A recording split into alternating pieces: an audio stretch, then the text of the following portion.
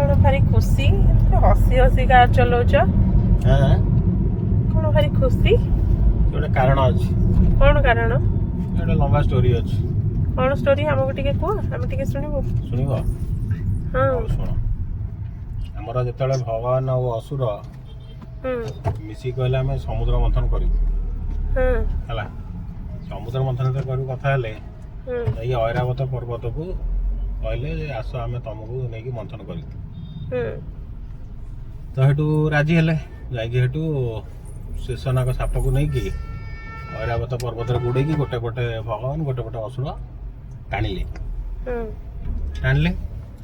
तापर कौन है तो जानी फास्ट विष बाहर विष को हेटू कौन करेंगे सी जुआडे गला सीआडे जाली देला सब निआ लगिगला पूरा से असंभाल है से विष महादेव पाखे शरण पशिले से महादेव पान करके से चैप्टर सरला तापर आसला मूल जिनस कौन मूल जिनस मूल जिनस हूँ बाहर अमृत बुझिपाल से जो अमृत बाहर ताको कहले असुर ना आम आग पीऊ देवता तो जाणी से भल बाटर अच्छा तो असुर ने पिला अमर हो तेणु देले मैंने प्रोब्लेम हम सी हेटू कौन कले विष्णु हेटू कौन कले मोहिनी रूप हो मोहिकी कौन कले भुआ बुले देले अमृत देले खाली पानी देदेले अमृत सब निजे सब भगवान पीदेले तो ये स्टोरी हूँ कहार कारण से जो अमृत बाहर थिला एमाने हेटू मर्त्य जो लोक मैंने कहले प्रभु आमको हेल्ले कि अमृत मिलू तो समझे आपण मैंने पीले आम कौन कलु हेटू भगवान कहले तुम मान को जब अमृत देदेबू तुम मैंने अमर हो तुम तो मर्त्य जन्म हो मरब निश्चित तेणु अमृत तुमको दे हेनी कहीं अमर हो गले तो मरबे ना ये तो मर्त्य जन्म हो मरवाटा निश्चित अमृत मैंने केन पीबे मन दुख कले मन दुख कर फेरी आसुले भगवान कहले रुह रुह तुम पे गोटा बाट अच्छी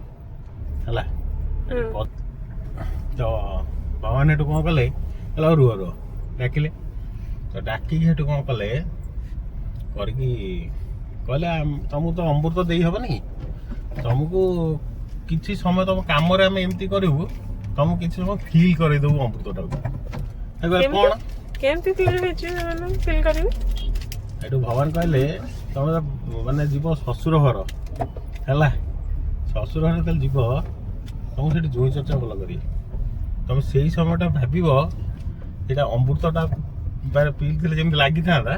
तुम से फिलिंग आसो ओहो तुम शशुर घर जाउछ बोली सेति तुम एमती खुशी एते कथा तो शशुर घर गले तुम जो जंत्रणा थी सेठी तुमर आउ माने एठी तुमको स्त्री किसी कर तुम से समय सेठी जी समय जीव से समय तुमको अमृतर फिलिंगसटा हम तुम जीवाठू रहीबाठू आसिया पर्यंत शशुर घर जाउछ बोली एते कथा ना आसिला बेले तो सइला अमृत शेष तापर विष खाल तो विष